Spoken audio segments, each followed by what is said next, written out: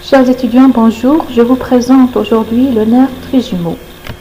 Alors, concernant le plan, on va commencer par une introduction. Ensuite, on va décrire le nerf, origine, trajet, terminaison. Et on va terminer par la description des nerfs, des branches terminales du nerf, c'est-à-dire le nerf ophtalmique, maxillaire et le nerf mandibulaire. Alors, le nerf trijumeau, c'est la cinquième paire des nerfs crâniens. C'est un nerf mixte et c'est le nerf le plus volumineux. Il va être formé par trois nerfs principaux, le nerf ophtalmique le 5-1, le nerf maxillaire le 5-2 et le nerf mandibulaire le 5-3. C'est un nerf qui va être sensitif pour la face, l'orbite, les fosses nasales, la cavité buccale et les méninges. Il est moteur pour les muscles masticateurs et il est impliqué également dans la sensorialité gustative, c'est-à-dire pour le sens du goût.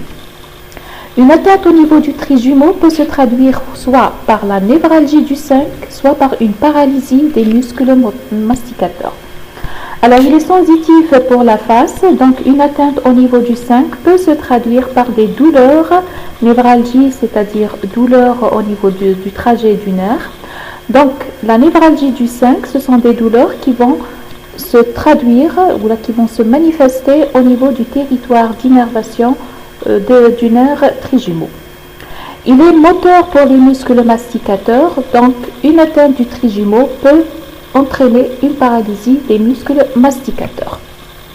Le nerf trijumeau également est impliqué dans la mythique peur du dentiste, c'est-à-dire quand on a peur d'aller chez le dentiste, c'est lui le coupable, c'est lui le responsable. Sur ce schéma d'introduction, vous voyez ici le nerf trijumeau avec ses trois branches terminales, le 5-1 l'ophtalmique, le 5-2 le maxillaire et le 5-3 le mandibulaire. L'anatomie descriptive. Donc je commence par l'origine. Et premièrement l'origine réelle. Alors, avant de commencer l'origine réelle, il faut savoir que la plupart des nerfs crâniens présentent une double origine, une origine réelle et une origine apparente. L'origine réelle est représentée par des noyaux qui sont situés au niveau du tronc cérébral, alors que l'origine apparente que l'on va voir tout à l'heure va être représentée par le point d'émergence ou de sortie du nerf du tronc cérébral. Concernant le nerf trijumeau, son origine réelle est représentée par des noyaux sensitifs et des noyaux moteurs puisque c'est un nerf qui est mixte. Les noyaux sensitifs sont au nombre de 3. Ils sont situés au niveau de la face ou de la partie dorsale du tronc cérébral. Ce seront le noyau mésencéphalique au niveau du mésencéphale, le noyau pontique au niveau du pont, et le noyau spinal au niveau du bulbe rachidien. Bulbe rachidien, pont et mésencéphale représentent le tronc cérébral. Les noyaux moteurs du nerf trijumeau sont au nombre de 2. On a un noyau principal qui est situé au niveau du pont. Comme vous le voyez ici, c'est le noyau trigéminé ou moteur ou le noyau masticateur du 5. Situé au niveau du pont. Et le deuxième noyau, c'est un noyau qui est accessoire. Il va être situé au niveau du mésencéphale. L'origine apparente, comme je l'ai déjà dit, c'est le point d'émergence du nerf à partir du tronc cérébral. Concernant le trijumeau, donc le point d'émergence va se faire au niveau de la protubérance annulaire. Les deux racines, la racine motrice et la racine sensitive, vont émerger de la protubérance annulaire du tronc cérébral. Et la racine motrice, comme on le voit ici, elle est plus fine, elle est plus petite et elle est située en dedans par rapport à la racine sensitive. Trajet et rapport. À leur émergence de la protubérance, les deux racines, la racine motrice et la racine sensitive, on les voit ici sur une vue de profil.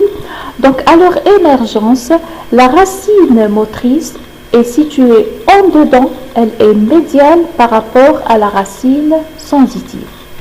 Sur cette vue de profil, nous constatons ici l'origine réelle qui est représentée par les noyaux sensitifs qui sont en bleu, le mésencéphalique, le pontique et le spinal qui forment la racine sensitive, et le noyau moteur masticateur qui va nous donner la racine motrice. Et la racine motrice, elle est en dedans de la racine sensitive. Leur direction, la direction de ces deux racines va se faire en avant, en haut et en dehors, vers la fosse trigéminale qui est située dans la partie pétreuse de l'os temporal. Et c'est ce qu'on voit ici sur une vue qui nous montre la base du crâne avec la partie pétreuse de l'os temporal. Au niveau de cette partie, on a une fosse qu'on appellera la fosse trigéminée ou trigéminale, et c'est vers cette partie-là que les deux racines vont converger. À ce niveau-là, c'est-à-dire au niveau de la fosse trigéminale, le nerf trigémaux va présenter son ganglion sensitif qui est le ganglion de Gasser. On l'appelle ganglion de Gasser relativement à l'anatomiste qui est autrichien et qui porte le nom de Gasser. La racine médiale, elle, va toujours être d'abord en dedans de la racine sensitive, mais arrivée au niveau de la fosse trigéminée, la racine motrice va passer au-dessous du ganglion de Gasser. On la constate également ici. Donc la racine motrice qui était médiale, arrivée au niveau de la fosse trigéminée, elle passe au-dessous du ganglion de Gasser. On voit ici donc le ganglion trigéminé de Gasser. Le ganglion de Gasser, ou trigéminé ou semi-lunaire, c'est une masse nerveuse qui va être située dans la fosse trigéminée. On le voit très bien ici sur ce schéma qui nous montre la base du crâne et la situation du ganglion de Gasser au niveau de la fosse trigéminée. Le ganglion de Gasser va être contenu dans un dédoublement de la dure mère. La dure mère, c'est une enveloppe méningée. Donc elle va se dédoubler et elle va former ce qu'on appellera le cavum trigéminal de Meckel. C'est un dédoublement, c'est une cavité, c'est un cavum qui va contenir et protéger la racine motrice que l'on voit ici et le ganglion de Gasser. Donc, je répète encore une fois, ganglion de Gasser et racine motrice sont contenus dans un dédoublement de la dure mère qui va former le cavum trigéminal. Et ce dédoublement, il est là pour protéger ce nerf. Le ganglion de Gasser doit être vascularisé. Ces rameaux vont provenir principalement de l'artère carotide interne et accessoirement de l'artère méningée moyenne et accessoire. De son bord antéro-externe vont prendre naissance ces branches terminales qui sont au nombre de 3.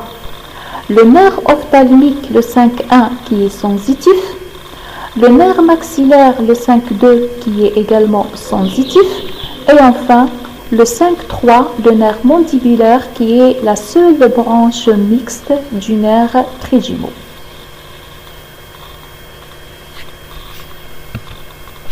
Sur ce schéma récapitulatif, on voit l'origine, trajet et terminaison du nerf trigémaux sur une vue postérieure du tronc cérébral et sur une vue de profil. On voit donc ici les noyaux d'origine réelle du nerf trigémaux, les noyaux sensitifs qui sont au nombre de 3 en bleu, on les voit ici également, le mésencéphalique, le pontique et le spinal. Et on voit le noyau moteur masticateur en rouge. À partir de ces noyaux vont naître les racines, la racine sensitive en bleu, la racine motrice en rouge. Les deux racines convergent vers l'avant et sortent au niveau de la protubérance annulaire. Donc ils sortent par un orifice, on va dire, par l'orifice situé au niveau de la protubérance annulaire. Et c'est ce qui représente ici l'origine apparente, le point d'émergence. Ensuite, les racines. La racine sensitive va nous donner le ganglion de Gasser et la racine motrice va passer au-dessous de ce ganglion de Gasser. Du ganglion de Gasser vont prendre naissance les trois nerfs, le nerf ophtalmique, le 5-1 qui est sensitif, le 5-2 maxillaire qui est sensitif et le 5-3 mandibulaire qui est mixte. Donc voilà concernant l'origine, trajet et terminaison du nerf trijumeau. Je commence maintenant la description des branches terminales et je commence par le nerf ophtalmique. Alors le nerf ophtalmique, c'est la branche médiale du ganglion trigéminal. Ganglion trigéminal, branche médiale, le nerf ophtalmique. C'est un nerf qui est sensitif. Il va cheminer dans l'épaisseur de la paroi latérale du sinus caverneux. J'ouvre une parenthèse, le sinus caverneux, c'est un dédoublement de la dure-mère qui va contenir du sang veineux et qui va être traversé par la carotide interne et par des nerfs. Parmi eux, on a le nerf ophtalmique. Le nerf ophtalmique va se diviser rapidement en donnant trois branches terminales qui vont quitter la base du crâne en sortant par un orifice qui prendra le nom de la fissure orbitaire supérieure pour pénétrer dans la cavité orbitaire.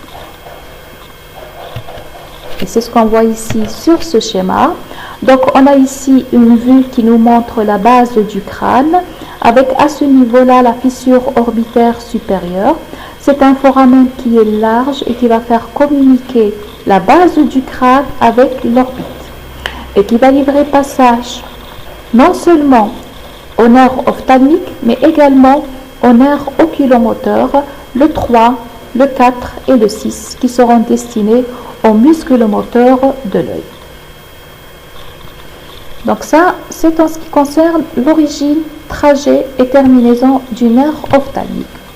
Concernant ces branches collatérales, le nerf ophtalmique va nous donner d'abord des filets anastomotiques qui seront destinés à la carotide interne, également au nerf oculomoteur, le 3, et au nerf trochléaire.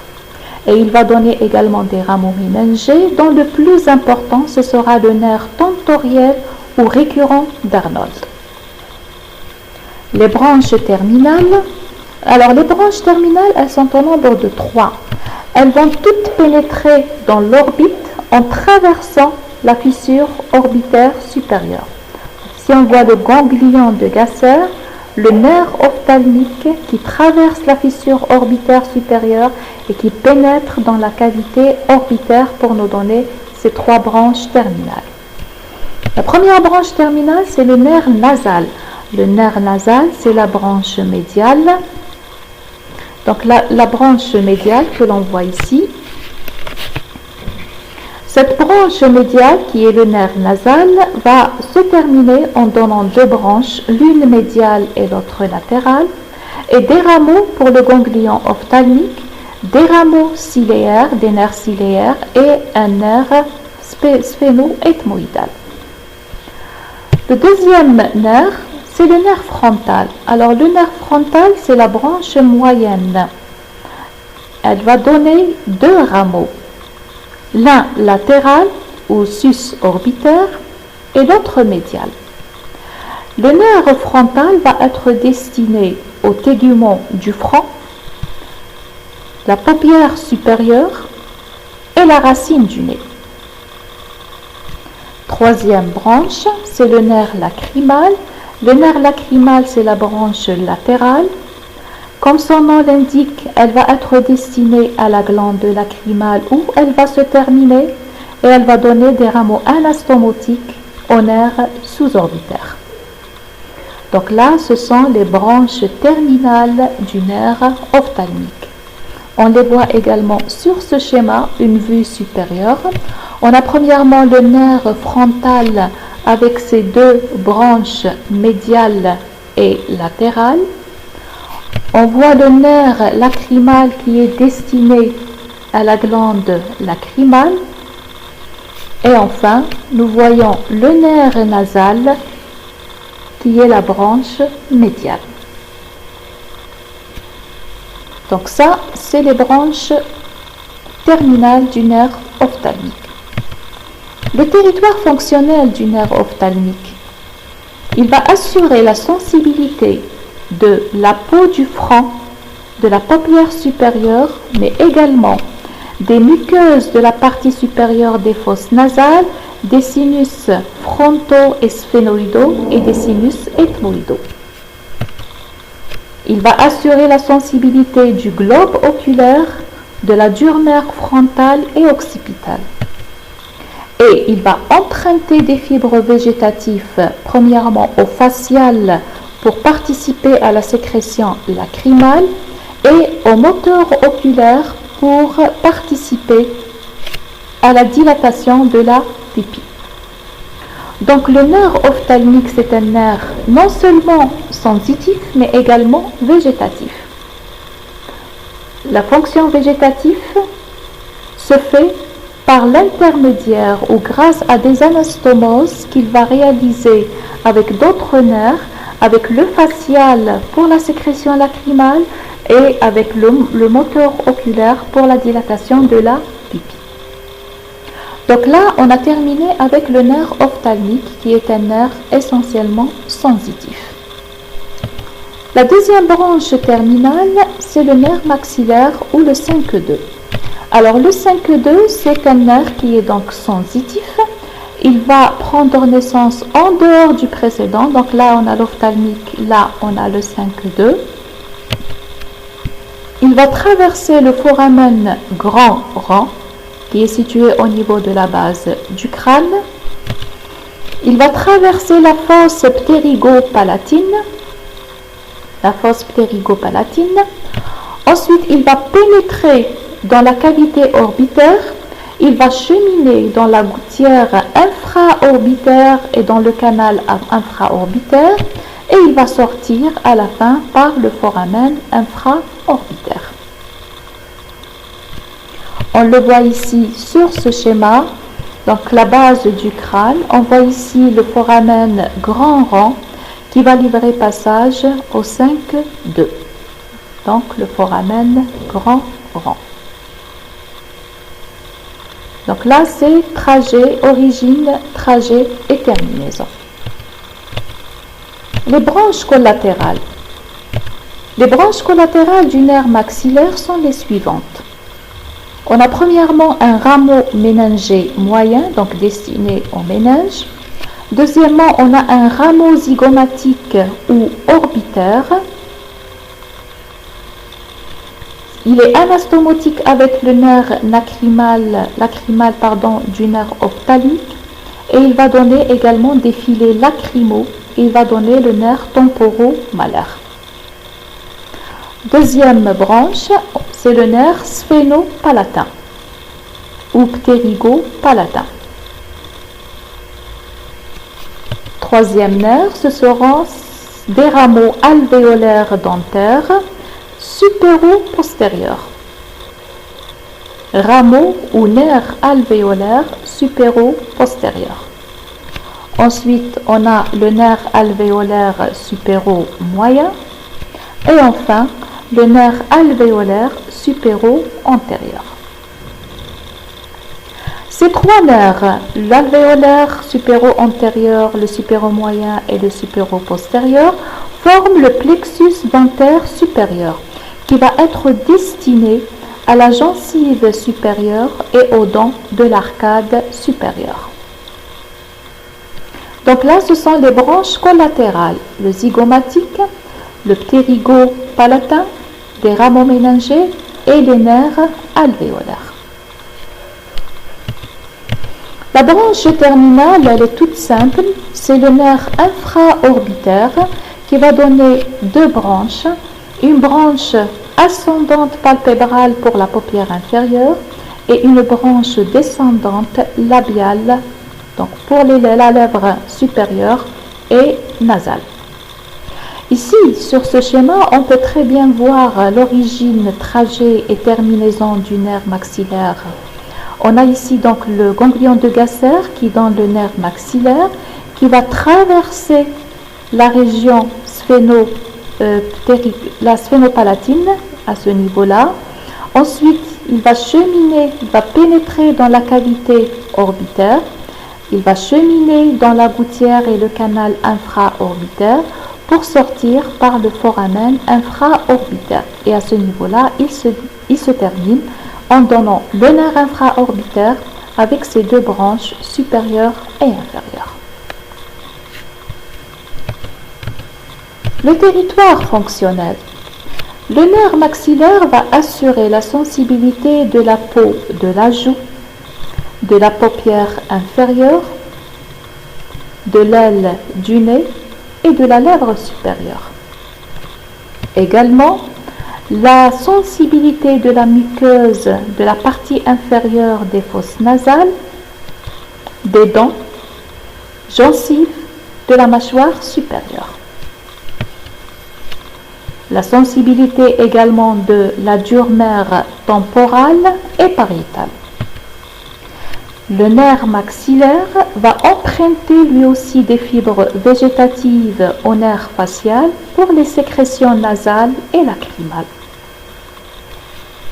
Donc ça, c'est en ce qui concerne le nerf maxillaire. Donc j'arrive à la dernière branche du nerf trijumeau, c'est le nerf mandibulaire, le 5-3. C'est la seule branche mixte du nerf trijumeau. Elle est formée par les deux racines motrices et sensitives du 5. Les deux branches vont sortir de la base du crâne par un foramen qui est creusé dans la base du crâne et qui porte le nom de foramen ovale. Donc la racine sensitive va prendre naissance à partir du ganglion trigéminé ou de Gasser. Et la racine motrice va sortir avec la racine sensitive et vont s'unir au niveau du foramen ovale. On le voit ici, le foramen ovale qui est creusé au niveau de la base du crâne et au niveau plus précisément de la partie moyenne de la base du crâne, c'est-à-dire la fosse cérébrale moyenne. Donc on voit ici le foramen ovale qui livre passage au nerf mandibulaire. Le nerf mandibulaire va traverser la fosse infratemporale et va se diviser rapidement, donc la fosse infratemporale qui est située au-dessous de l'os temporal, on le voit également ici, et il va se diviser rapidement en ces deux troncs terminaux, un tronc antérieur et un tronc postérieur. Mais avant ceci, il va d'abord donner un rameau méningé récurrent. Les branches terminales du nerf mandibulaire. Il s'agit de deux troncs, un tronc antérieur que l'on voit ici et un tronc postérieur représenté ici. Chaque tronc va donner des branches collatérales.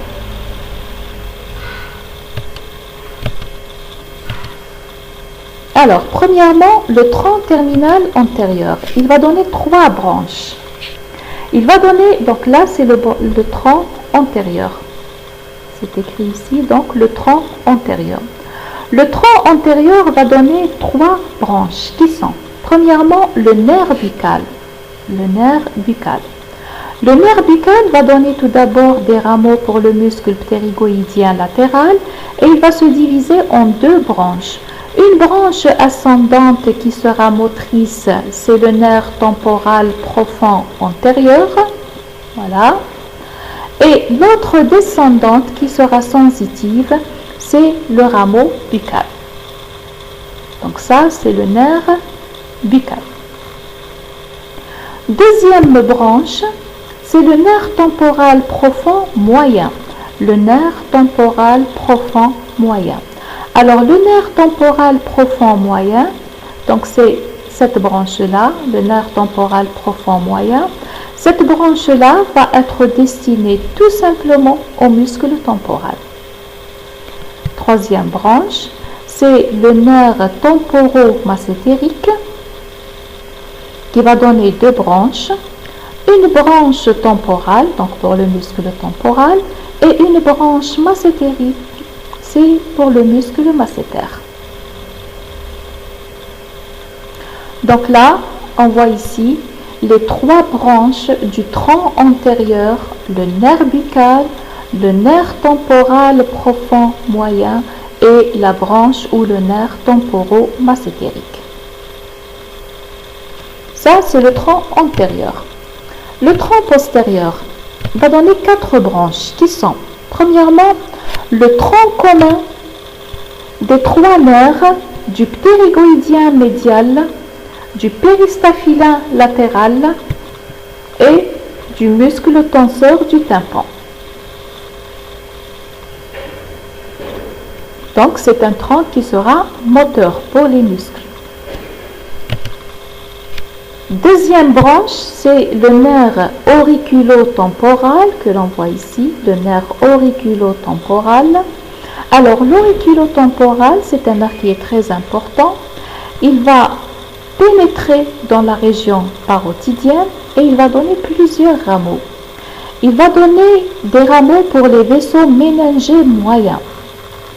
Il va donner des rameaux temporaux superficiels, des rameaux pour l'articulation temporomandibulaire, des rameaux pour la glande parotide, des rameaux également pour le méa acoustique, qui est l'orifice externe de l'oreille, des rameaux pour le pavillon de l'oreille et pour la membrane du tympan de l'oreille. Donc c'est un nerf qui va être destiné à la glande parotide, à l'articulation temporomandibulaire, à l'oreille externe, donc au méa acoustique externe, au pavillon et à la membrane du tympan, et il va donner également un rameau temporal superficiel. Donc ça, c'est la deuxième branche du tronc terminal postérieur. Le nerf auriculo-temporal, il est également sécrétoire pour la glande parotide. La glande parotide qui est une glande salivaire. Troisième branche, le nerf alvéolaire inférieur, que l'on voit ici, donc le nerf alvéolaire inférieur. Le nerf alvéolaire inférieur, c'est la branche la plus volumineuse. Elle se dirige en bas, elle pénètre dans le canal dentaire en compagnie de l'artère dentaire inférieure et va se terminer au niveau du trou mentonnier où elle va se diviser en deux branches, la branche mentonnière pour le menton et la branche incisive pour les incisives. Le nerf lingual, la quatrième et la dernière branche du tronc postérieur. Donc le nerf lingual va descendre en avant du nerf alvéolaire inférieur, on le voit ici. Il va recevoir une anastomose qui va lui parvenir du nerf de la corde du tympan qui est une branche du nerf facial. Et le nerf lingual va se terminer au niveau de la muqueuse de la langue en avant du baie lingual. Et il va donner des branches pour les glandes sublinguales et sous-maxillaires. Donc il se termine au niveau de la muqueuse linguale, donc il va participer à l'innervation sensitive et sensorielle de la langue. Donc ici, ce sont les branches terminales du nerf mandibulaire avec les deux troncs, le tronc postérieur que l'on voit ici, le tronc antérieur que l'on voit ici, avec toutes leurs branches qui vont assurer l'innervation d'une grande partie au niveau de la face. Le territoire fonctionnaire du nerf mandibulaire, premièrement, il est sensitif pour la peau de la région temporale, la joue et le menton, mais également de la muqueuse buccale, les gencives, la lèvre inférieure, les dents, la mandibule et la partie antérieure de la langue. Donc il va assurer la sensibilité de toute cette région. La sensibilité également gustative de la pointe et des bords de la langue. Il est moteur pour les muscles de la mastication. Il il est sécrétoire pour les glandes salivaires. Donc c'est un nerf mixte, sensitif, moteur et sécrétoire. Ces deux schémas montrent le territoire d'innervation du nerf trijumeau. Donc ici, on voit le territoire du nerf ophtalmique, la partie supérieure, le territoire du nerf maxillaire à la partie moyenne et le territoire du nerf mandibulaire à la partie inférieure avec l'oreille jusqu'au menton. Sur ce schéma, nous constatons ici ou nous voyons ici les branches terminales du nerf trijumeau, le nerf ophtalmique avec ses trois branches terminales,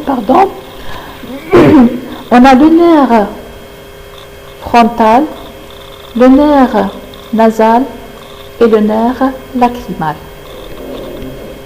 Là, nous voyons le nerf maxillaire avec ses branches collatérales et sa branche terminale, le nerf infraorbitaire. Et là, on a le nerf mandibulaire avec ses deux troncs, le tronc postérieur et les branches du tronc antérieur avec le nerf buccal que l'on voit ici. Et le tronc postérieur avec deux branches ici, le nerf lingual et le nerf alvéolaire inférieur. Les applications cliniques. Donc, étant donné que le nerf trijumeau, c'est un nerf sensitif pour la face, donc au niveau de la face, on a des points douloureux que l'on peut palper à la recherche de douleur. On a des points au niveau de la région temporale, donc le point temporal, le point palpébral, sous-orbitaire, malaire, des points mentonniers, sous-orbitaire ici, et les points nasales à ce niveau-là. Ces points-là, certains points peuvent être utilisés pour l'anesthésie de la face. Exemple, ici, on peut utiliser le nerf supratrochléaire ou le nerf frontal ici, le nerf infraorbitaire pour l'anesthésie de la face. Et je pense que tout le monde connaît cette anesthésie tronculaire pour les soins dentaires. Donc on peut utiliser l'anesthésie du tronc du nerf alvéolaire inférieur pour anesthésier cette région au cours des soins dentaires. Anatomie clinique, donc on peut, comme je l'ai dit tout à fait au début, la névralgie du trijumeau, c'est une atteinte du nerf trijumeau qui va se manifester par des douleurs faciales paroxystiques, donc qui viennent et qui disparaissent, lancinantes, sévères puisqu'elles sont handicapantes, et cette névralgie-là, elle est due à un trouble au niveau du cinquième nerf crânien, donc au niveau du nerf trijumeau. C'est une atteinte du ganglion de Gasser qui va se manifester par des douleurs au niveau de la face. Deuxième type de pathologie que l'on peut voir au niveau du nerf trijumeau, on a le zona ophtalmique. Alors pour le zona ophtalmique, il s'agit d'une dermatose virale, donc c'est une éruption cutanée de type viral. Elle est fréquente, elle est due à une réactivation du virus varicelle zona et qui touche essentiellement le nerf ophtalmique. C'est-à-dire que le malade a déjà le virus varicelle zona qui peut être réactivé dans certaines circonstances et qui peut toucher certains nerfs. Parmi les nerfs qui peuvent être touchés, on a le nerf ophtalmique et il se manifeste par une éruption cutanée, une dermatose qui touche le territoire d'innervation du nerf ophtalmique. Donc voilà, c'est terminé pour le cours. J'espère que c'était clair et je vous dis la prochaine présentation, Inch'Allah. Allez, au revoir.